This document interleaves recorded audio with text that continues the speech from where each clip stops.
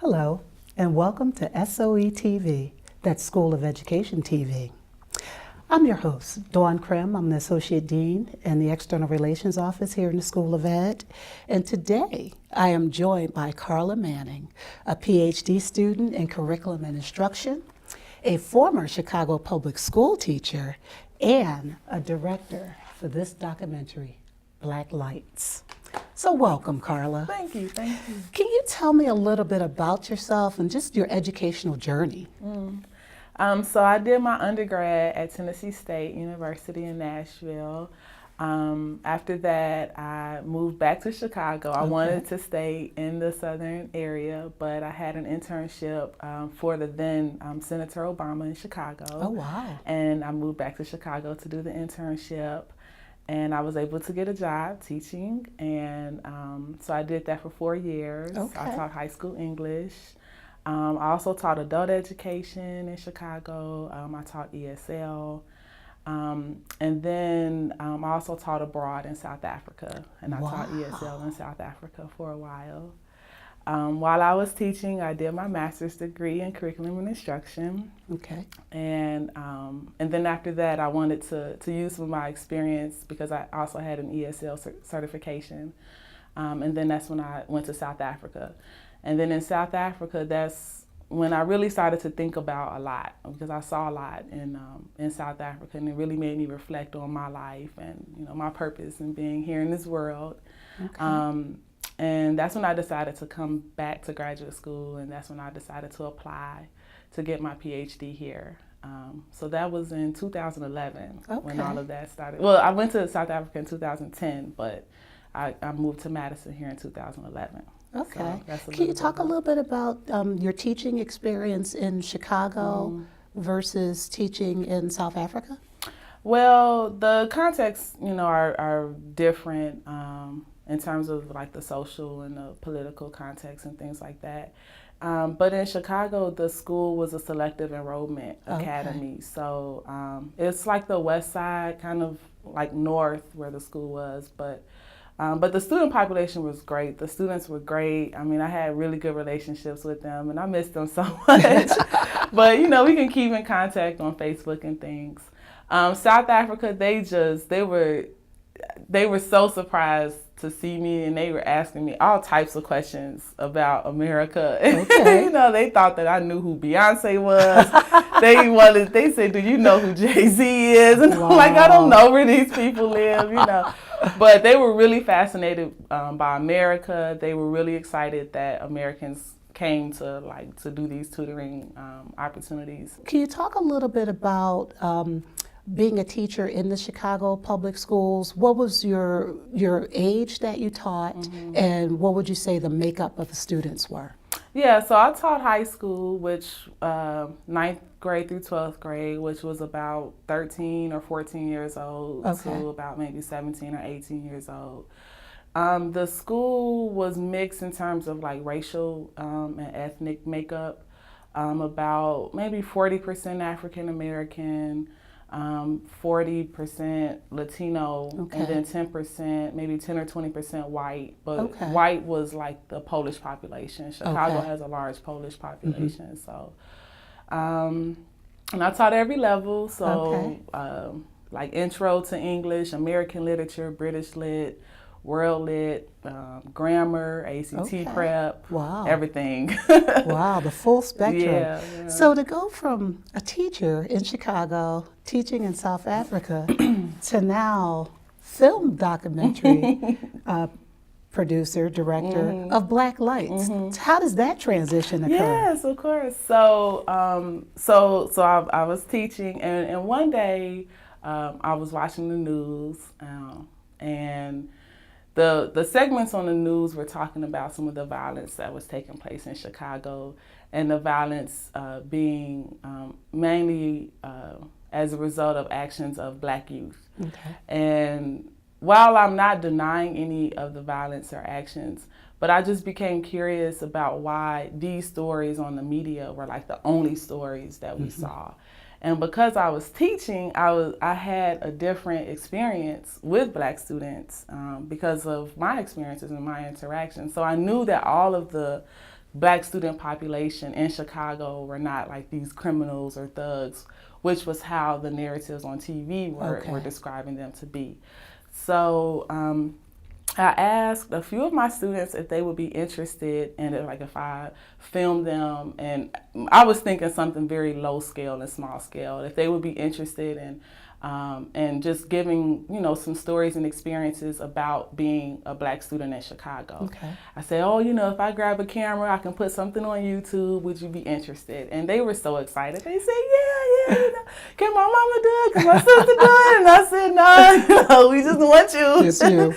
And it turned into a larger project. Okay. And so when I decided to do that, I asked a few of the students, and they said yes. That's how it began. Okay. That's how to answer your question, that was how I went from the teacher to the Well, that is filmmaker. great. And I had a chance to view the film, and I tell you, I was really inspired by some of the messages that the students talked about the importance of education. Can you talk a little bit about the importance of education that the students talked about? Of course. Well, I was really impressed by their answers and what they had to say. They really were able to see that education for African Americans was part of a longer historical legacy.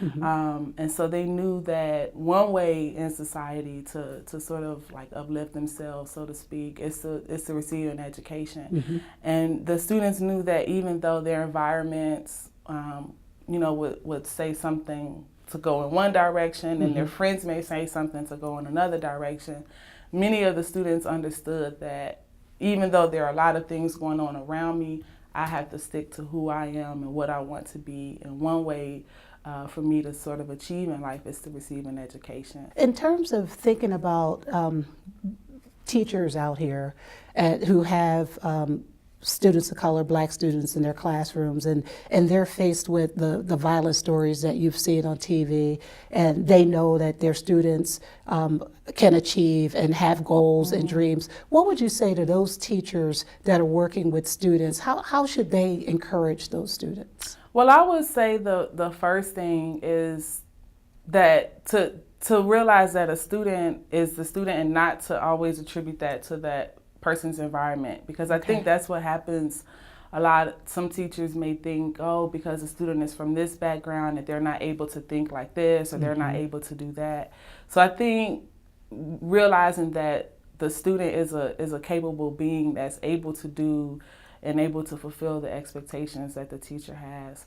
The other thing is not to devalue the community and the experiences. So, you know, some students may have different backgrounds and experiences, but that doesn't mean that those experiences and backgrounds have to be ignored or you know, neglected in the classroom. So the second thing is, I would say for teachers to highlight and to add value to the experiences that students bring. Okay. You know, oftentimes I've heard that it's important that there are more teachers of color in the classroom so that students can see more role models, more teachers that look like them. What do you think about that? I think that's important. I do think that is important, but I think that it has to go more than just being a person of color in terms of a teacher in the class. So, I mean, I think that is important, though, that students do need role models. And I think that teachers of color have to take that seriously, too. Okay. But I do think that the role model and just the actual presence of a person of color does make a huge difference. Yeah. So this is great that you've shared with us your desire to be a teacher, the positive messages that you've had with your students, which have resulted in the film. How might you encourage more young people to go into teaching? Oh yeah, I mean, well, I would say that it does have to be something that a person wants to do, you know, because teaching is a lot. It is a lot. In terms of energy and creativity, it is a lot. So I wouldn't say just anybody can go into it. Do it because you really want to do it, because you have a passion and a desire to do it. Great. Yes. Well, I wanted to share with our viewers that Black Lights is available to be checked out in the Merit Library of the School of Education. So anyone having the ability to use the libraries on campus can check the movie out. And there are also opportunities for people to borrow them that are not connected to campus. You just have to work with the library. But Karla, what other ways can people receive or see a copy of Black Lights? Yeah, I mean, I have copies personally for sale, and they can, I mean, the best way is to either just contact me directly or via the website or the library. Great, and we will have the website available where you'll be able to look for this film. So, Black Lights, can you talk a little bit about the title? How'd you come up with Black Lights? Yes, actually, I mean, it's so many stories about the film.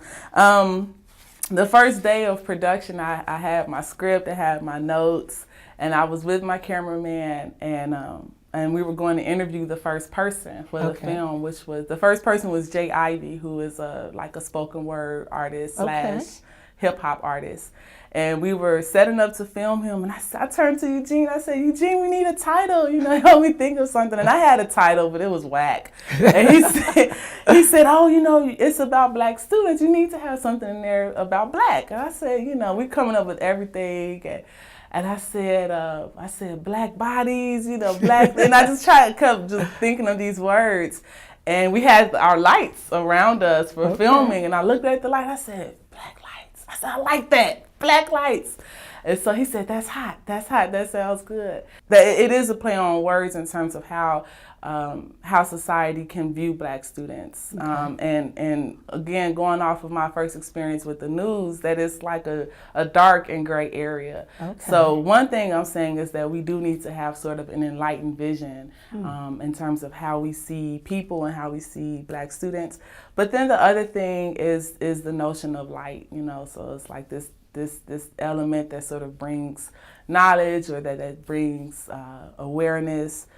So I'm arguing in the film that a Black student is a Black light, a person who is able to see themselves and realize their full potential or capacity. Wow. So that's that. I like that. I like that. Yes. So let's fast forward now to the Ph.D., the doctorate that you're pursuing in curriculum and instruction. How will you take your experience from teaching, your film? What will you do with this body of knowledge with your doctorate? Yes, of course. Well, actually, I supervise student teachers. I'm a university supervisor. So I work with student teachers, and so what I try to do is try to get them to think about how they are thinking about students and when they're teaching. So that's one thing. But another thing is for us as a society, to consider what it means when we are considering our pedagogical practices with teachers in schools and in classrooms. And actually, when I did the film, when I was doing the promotion for it, a lot of people will come to me and say that they didn't hear anything, they've never heard a story or a film about Black students in education, but in a positive thing, in a positive way. Many of the films and narratives and documentaries may have been about Black students, but it was like about Black students and violence, Black students who were incarcerated, things like that. So to talk about Black students in education, successful Black students in education, was something that people were like, oh, you know, there's nothing out here about that in terms of a documentary. So I was happy to do that, but I didn't realize that there was nothing about that in terms of the film world and the visual world. Well, we thank you for making the film, for bringing the film with you, and pursuing your doctorate here at UW-Madison. And as I'm out there talking with students, I'll be sharing the Black Lights. And as we interact with teachers in the school district, we will also make sure that they understand that this documentary is available and will be helpful to them. All right. Well, thank you so much. Anything else you'd like to share with us? No, I would just, I'm just glad that you all are supporting the film. I appreciate it. I really haven't had as much time to get it out there as much because I am in graduate school full time. So I appreciate the efforts on behalf of the School of Education and the Merit Library. Oh, you're very Yes, welcome, and we yes. appreciate the film. Okay, thank Well, I you. want to thank you for joining me. Yes, yes. Again, this is Dawn Prim for SOE TV, that's School of Education TV. Thank you to our video producers, and thank you to the viewers for tuning in.